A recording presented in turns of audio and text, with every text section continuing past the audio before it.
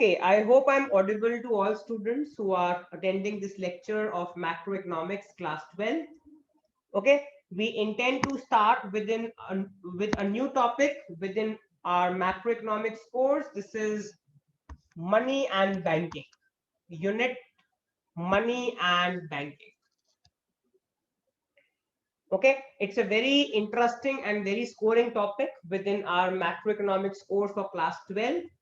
Okay, so within money and banking, let's first of all look at the topic money. So within unit 3, which is money and banking, the first chapter is money. Okay, so in this particular lecture we will see how money has evolved. Okay, we will look at what are the main functions of money. We will look at what is the barter system. We will look at the functions of money, types of money. Okay, so it's going to be a very interesting lecture. So let's look at what is the main function of money in an economy. So why do we need money? What is the main objective of having money?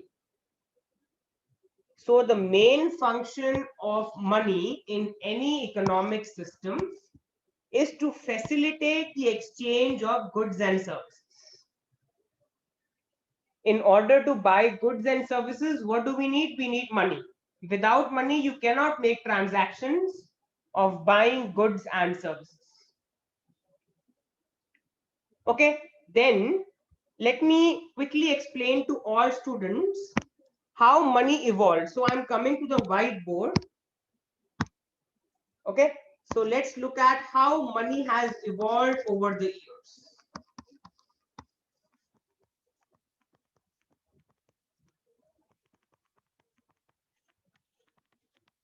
How money has evolved over the years.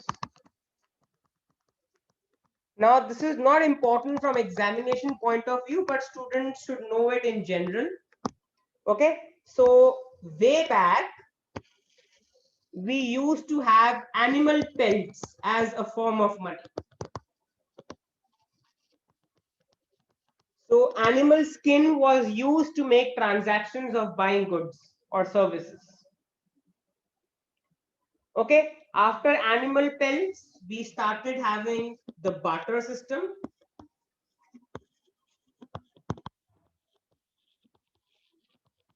Barter system is also called commodity for commodity system.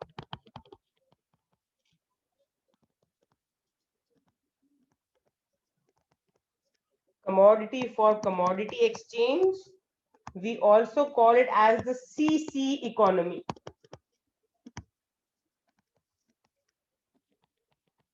So in the barter system, goods were exchanged for goods. For example, suppose I am a farmer who has wheat and I need to buy shoes.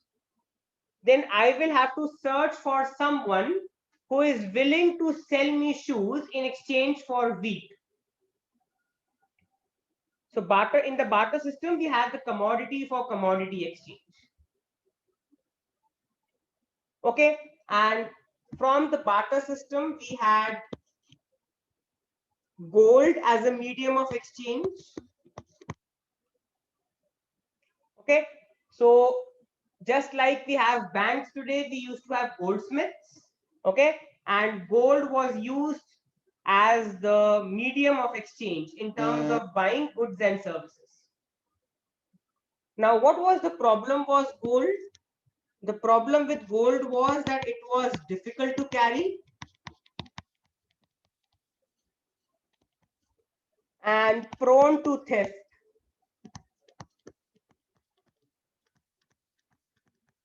Gold was difficult to carry and prone to theft. Okay, obviously, all of us know that if you have to make transactions of buying goods and services, if your transactions are of larger amounts, you would need large amount of gold.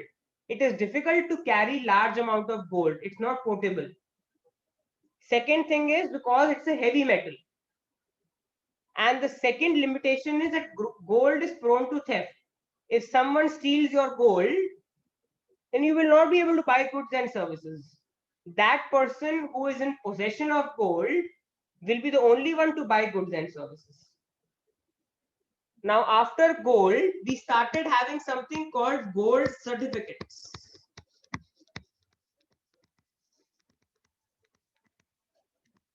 Now, gold certificates were pieces of paper. They were pieces of paper which were redeemable for gold.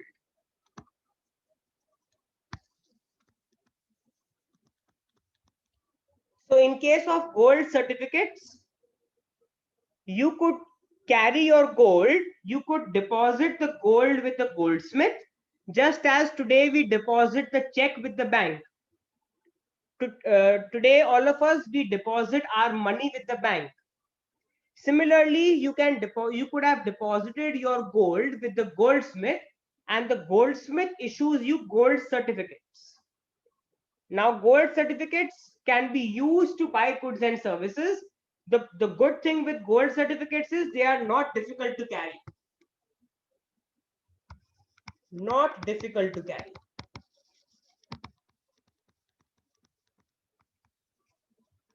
You can carry the gold certificate anywhere. On the gold certificate, it clearly mentions that the gold certificate is redeemable for how much amount of gold. But again, the problem with gold certificate was that it was again prone to theft.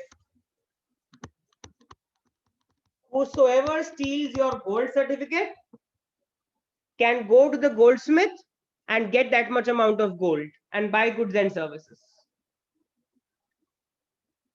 So gold certificate removes one limitation, that it is easy to carry, it's portable. But at the same time, gold certificates were prone to theft. Okay, after the gold certificates, we started having coins and paper money.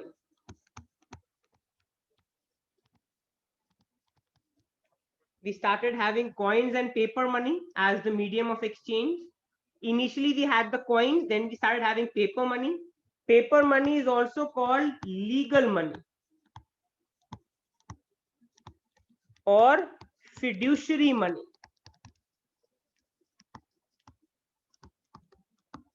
Now, paper money in itself has no value as a commodity. Remember, gold has a value as money also, it has value as commodity also. Gold has value both as money as well as commodity. Gold can also be used for jewelry purposes.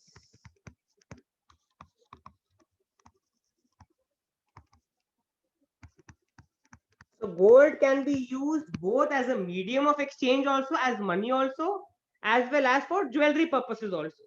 But paper money can only be used as money. It has no value as a commodity. So I can write paper money has no value as a commodity. It is only worth the amount printed on it. So if you talk about the 2000 rupee note, suppose rupees is our currency, and suppose we talk about a 2000 rupee note. Now 2000 rupee note itself has no commodity, it's nothing but a piece of paper. But since it is issued by the Reserve Bank of India, the central bank of our economy, it is legal tender, it's legal money. It can be used to buy goods and services worth 2000 rupees, even though the value of that paper is negligible. That 2000 rupee note in itself has no value as a commodity. It only has value because of legal tender, because it is the legal piece of paper issued by the Reserve Bank of India. Okay, after coins and paper money, we now have modern day checks.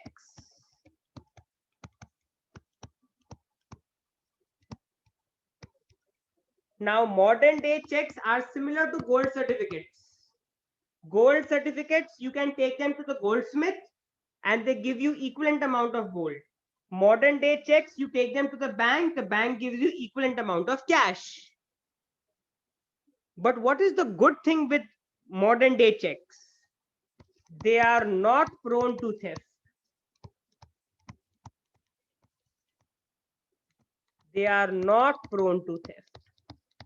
Unlike gold certificates, which are prone to theft, anyone can steal your gold certificate, go to the goldsmith and get that much amount of gold. Modern day checks, who can go to the bank to deposit the check? Only that person in whose name the check has been made. So only that person or entity can withdraw money in whose name the check has been made. It is not possible that a check has been made in the name of one person, but some other person is withdrawing the money. So checks specify the firm or the individual who who is paying the money and to whom that money is being paid. All that information is provided in the modern day check. Unlike gold certificates, where the gold certificates were not issued in the name of any particular person or firm. Whosoever had the gold certificate could go to the bank and redeem that much amount of gold. Okay. Now, after modern day checks, we also have online money. So we call it as NEFT. After modern day checks, first of all, we have plastic money. What is plastic money? We have debit cards, credit cards. These are called plastic money.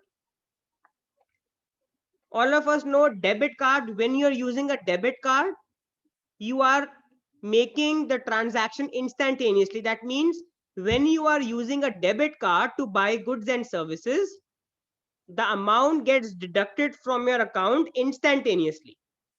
And when you use a credit card to buy goods and services, the credit card company pays on your behalf, and then you pay the credit card company at the end of every billing cycle. So in case of debit cards, you are paying the money immediately when you are making the transaction of buying goods and services. But in the case of credit card, when you are buying goods and services, you are not paying immediately. Who is paying? The credit card company. And then you will pay the credit card company at the end of every billing cycle. Okay, so this is plastic money. Now, after plastic money, what did we have? We started having online transfers. So bank transfers. We now have bank transfers. NEFT, which stands for National Electronic Funds Transfer.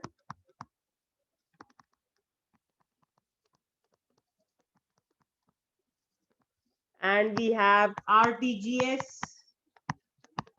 real-time gross settlement.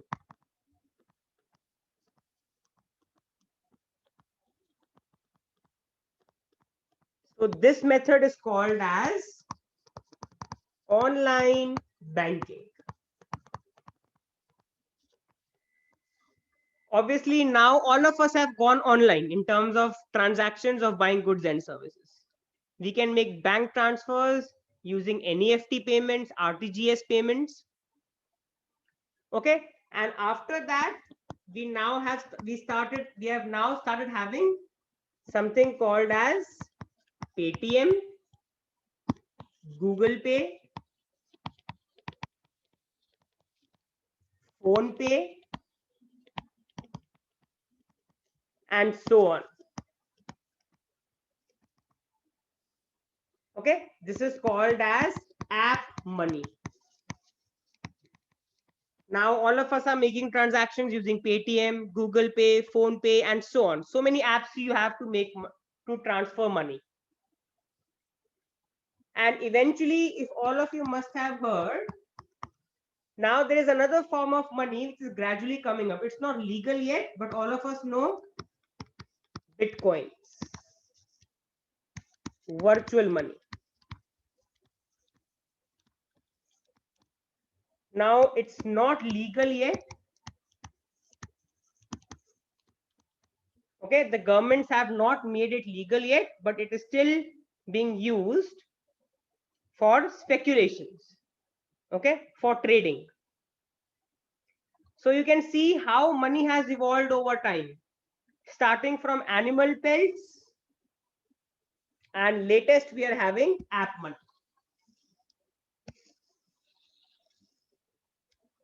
Okay, all of us know we even have the Paytm bank, that is the virtual bank. So if I come back to the lecture note, okay, so the objective was to just explain to all students how money has evolved over a period of years. Now, not very important from exam point of view, but you should just know it as students of economics, how money has evolved over years. Okay, now let's look at the second question. We have done the first question. Main function of money is to engage in transactions involving exchange of goods and services. What is meant by barter? We have just done this. Exchange of goods for goods is called the barter exchange, and the economy which follows the barter system is called the CC economy. CC means commodity for commodity. The economy which follows the barter system is called the commodity for commodity economy. So when you are exchanging goods and services for other goods, it's called the barter system. Okay, let's look at question 3. What are the drawbacks or limitations of barter?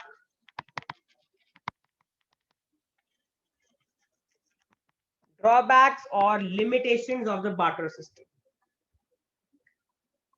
Okay, so let's look at the first limitation, lack of a common unit. Now, when you are engaging in transactions involving the barter economy, there is no common unit in which you can make transactions. If I talk about shoes and wheat, if I talk about two commodities, one is wheat and one is shoes. Now, they don't have any common unit. Wheat is measured in quintals. Shoes are always in pairs. There is no common unit to it. So if I have to decide, suppose I am selling wheat and I want to buy shoes. How much wheat should I sell to buy a pair of shoes? I don't know. Why? Because there is lack of common unit. I don't know the exchange between quintals and pairs. What is the exchange? So we can say under the barter system, there is no common unit to measure the value of goods and services. Hence, no proper accounting of goods and services was possible under the barter system. Since we cannot have existence of a common unit in terms of exchanging goods and services, we cannot make any proper accounts for these goods and services under the barter system. Okay, the second drawback of the barter system, this is a very important drawback, lack of double coincidence of wants. Okay, so barter system will be successful only when there is double coincidence of wants. What does double coincidence of want means? Double coincidence of want means that suppose I am selling wheat and I want to buy shoes, I should actually be able to find the person who is willing to buy wheat from me and sell me shoes. Now that takes a very lot of that is not simple. It might take a lot of time. It might take a lot of time to actually find the person who is willing to buy wheat from me and sell me shoes.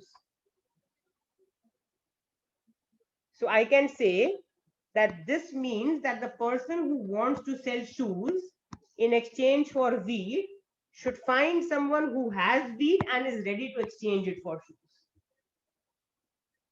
Double coincident of one means that you should be able to find two people. You should be able to find two people in such a way that everyone is able to satisfy their want using the commodity of the other person. And now that is very rare. You may not even find any person who is willing to buy wheat from you and sell you shoes. Okay, so this was one limitation of the barter system. It involves a very high search cost. I can say that barter system involves a very high search cost, because you will have to actually search for the person who is willing to buy your commodity in exchange for his. Okay, so this was the second limitation. Third limitation, you cannot use the barter system to make future payments. Okay, so barter system lacks any satisfactory unit. This is what we have learned from the first point, lack of common unit. Barter system does not have any common unit. If it does not have any common unit, it makes it difficult to make payments in the future. So let's take the same example of wheat and shoes. Suppose I have got a pair of shoes from someone. Now I have promised that person that I will be selling wheat to him after 3 months. Now how much wheat should I sell? Okay, so again, barter system, because of lack of any satisfactory unit, makes it difficult to make future payments. Okay, the fourth limitation of the barter system, lack of storing. You cannot store barter goods. For example, milk, fruits and vegetables, you can't store them over a long time, they will deteriorate. So barter system does not provide for any method of storing the generalized purchasing power. Also, storing of goods is costly and the value of goods may deteriorate over a period of time. You can store money. You cannot store goods for a long time. You can't store milk, fruits and vegetables over a long time because storage will involve cost also. And milk, fruit and vegetables have an expiry date also. You can't store them for years. They will deteriorate over a period of time. So barter system cannot be used to store the generalized purchasing power. Purchasing power captures the amount of goods and services you can buy. But again, in the case of barter system, storing of goods is costly and these goods deteriorate over a period of time. So we cannot use barter system for storing generalized purchasing power. Okay, and then we have the last limitation. Under the barter system, fraction payments of goods and services is not possible. I can't sell 1.5 shoes. Shoes are always in pairs.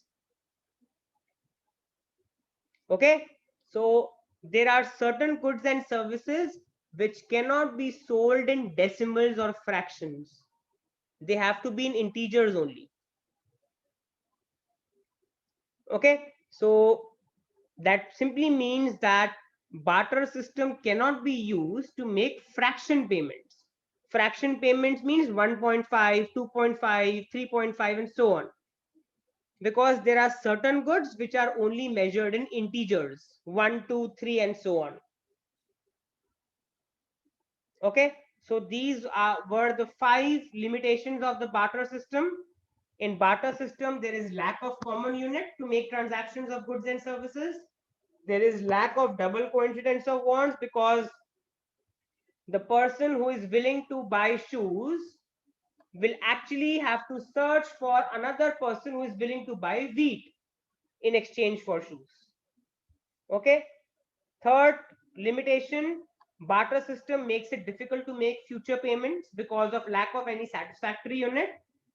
Fourth limitation, it is difficult to store goods in the barter system because storing goods is costly and the value of the goods deteriorates over a period of time. So barter system cannot be used for storing generalized purchasing power.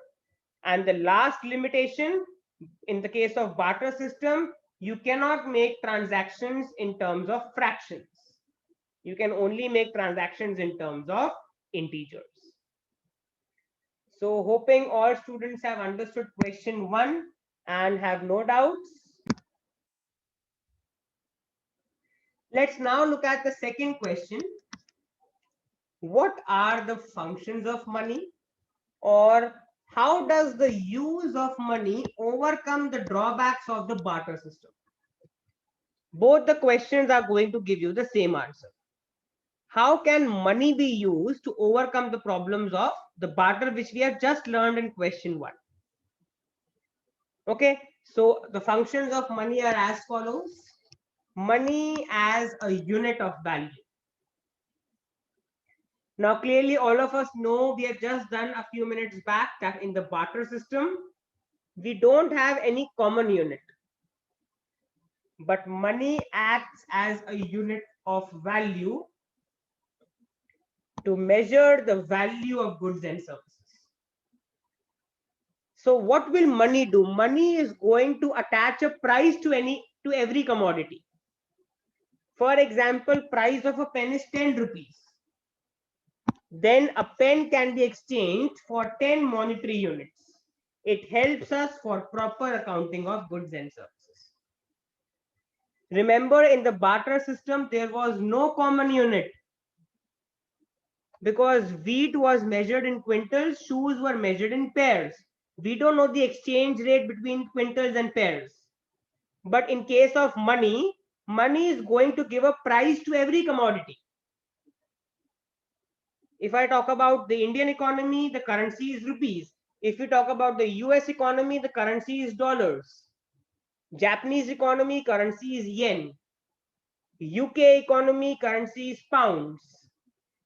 European economy, currency is euros, and so on. That means to every commodity, we are attaching a price. And that price is going to help us to exchange the commodity for another commodity. Okay, so money can be used as a unit of value. Okay, the second function of money acts as a medium of exchange. Money also acts as a medium of exchange or as medium of payments. Money is accepted by all people to exchange goods and services. This is self-explanatory point. You can use money to buy any good or service. Okay, then we have the third function of money. Money facilitates trade. Now recall that in the barter system, there was a problem of double coincidence of wants. If I have wheat and I want to buy shoes, I will actually have to search for a person who is willing to buy wheat from me and sell shoes. Now this will involve a very high search cost. But money facilitates trade because money reduces both time and energy spent in the barter system. Now, in the case of money, the person who owns shoes can now simply sell them to the person who offers the most money for it, and then buy wheat from the person who offers him the best bargain. So very simple. Now, if I have wheat, what will I do? I will sell my wheat in the market. I will get money, and using that money, I can buy shoes from the market. Now, I don't need to search for the person who is willing to buy wheat from me in exchange for shoes. I can simply sell the wheat in the market for a price, and I can use that money to buy shoes from the shoe market. That means by acting as an intermediary, money increases the ease of trade. Okay, so third point is clear to all students. Fourth point, bearer of options.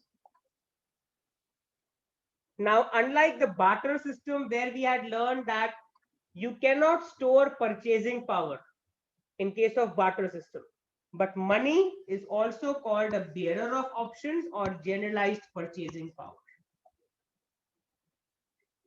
So when you have money, you have more freedom. You have freedom of choice. You can buy a variety of goods and services. On the other hand, in the case of barter system, not everyone is willing to buy wheat from you in exchange for shoes. But money gives you more freedom. If you have money, it gives you a variety of choices to buy goods and services.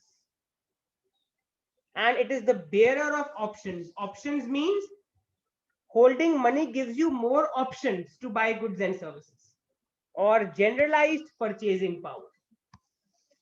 Bearer of options also means generalized purchasing power. You did not have generalized purchasing power in the case of barter system because there was lack of satisfactory unit to measure goods and services. But in the case of money, money gives you generalized purchasing power because in the case of money, there is a price attached to every commodity.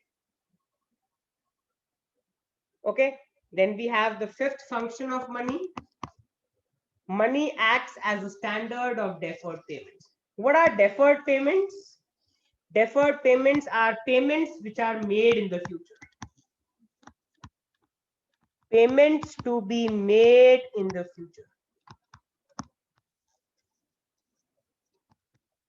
So remember, in the case of barter system, you cannot use money to make the payments in the future, because in the case of barter system, you have only goods, and that those goods might deteriorate. Milk, fruits, and vegetables, they might deteriorate over a period of time. You can't store them for long to make future payments, but money can be used to make payments deferred to the future. All of us know pensions. When do you get the pension? You don't get the pension when you are working. You get the pension when you retire from the government service. Interest. When you keep money with the bank, you are not getting the interest today. When you are keeping money with the bank or when you are buying bonds, you get interest in the future, not immediately. Similarly, salaries and bonuses. You don't get the salary immediately. When you join any company, you get a salary after a month. Now, milk, fruit, and vegetables, food items cannot be used to make payments in the future, but money can be used. Why? Because you can store money. It is easy to store money. And the value of that money will not deteriorate. Its real value or its purchasing power will deteriorate because of inflation. Suppose prices go up in the economy, the purchasing power of money will fall. If I keep 2000 rupees in my account today, and if I withdraw it after 10 years, after 10 years, that 2000 rupee note will still remain the same. But the amount of goods and services it can buy will be less because the prices will have gone up. But that 2000 rupee note will still remain intact, even if you withdraw it after 10 years. That simply means that you can use money to make transactions in the future. Okay, and then we have the last function of money. Money as a store of value. So money also performs the function of serving as a store of value. The holders of money are the holders of generalized purchasing power. They can spend it whenever they want. They know that it will be accepted at any time for any good or service, and this does a store of value. So the last function is simply highlighting the fact that since money is readily accepted anywhere around the globe, you can use money as a store of value. You can store money and you can use it later to buy any good or service. Because the physical value of the money will not deteriorate. Remember, when I say that the physical value of money will not deteriorate, it simply means that the 2000 rupee note today will still remain the 2000 rupee note after 10 years. But its real value can deteriorate. Real value means the amount of goods you can buy with that money might fall because of inflation or a rise in prices. Okay, so these were the 6 functions of money which we have done. Money as a unit of value, money as a medium of exchange, money facilitates trade, money is the bearer of options, it acts as a standard of deferred payments, and it can be used to store value. Okay, so students, this is where I intend to stop in this particular lecture. In the next lecture of money, we will look at various definitions of money. So we will look at question 3 onwards of the lecture note from the next lecture of money. So I stop here. I hope all students have enjoyed this lecture. Any doubt, you can unmute your mic and ask, or call up or mail me your doubts at divineschoolofelconomics@gmail.com. So this is where I stop in this lecture.